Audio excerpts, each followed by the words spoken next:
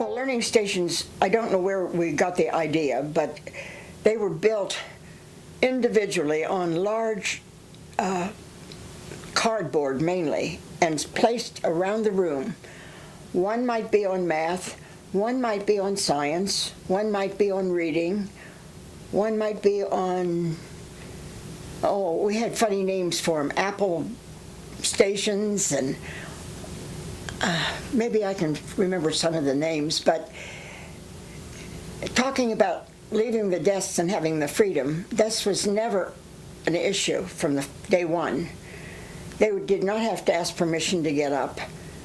They had work to do, and if the work was done, they were able to go to stations then. And the stations were built so that it was an individualized thing.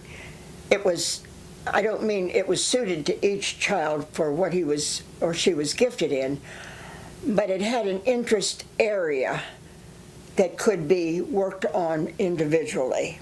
Maybe some in the math area were trying to do some reading problems. Other children might have decided to do multiplication and division, which challenged them to see if they were able to do this kind of thing with just a little guidance. And the stations probably were the things that the kids liked the best, I would think so, because they gave them freedom to roam around and quietly talk and work together, some of them. Many liked to work by themselves, but they did, it opened a whole new area in a gifted program. And Norma and I took off on that. We really, really did, because we did some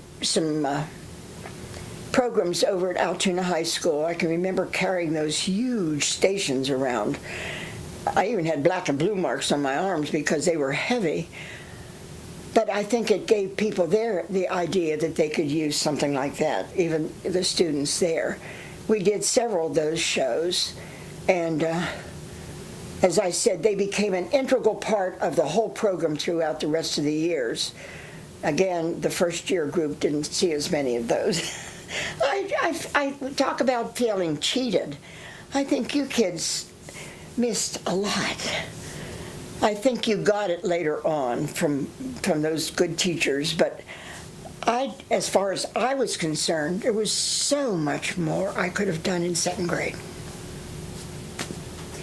But rather than restart the camera, let me say this.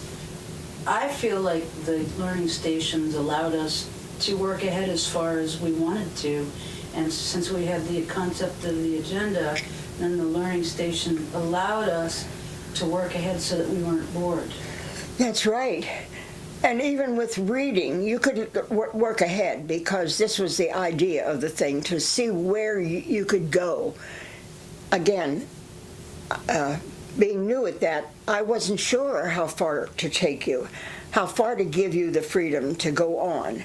But the learning stations did do that.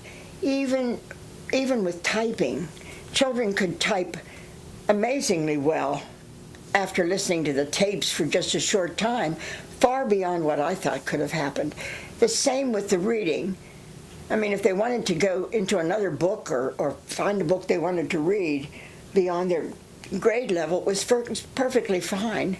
And I think the stations allowed a lot of freedom. There was no doubt about that, and that was good. And did keep children from being bored.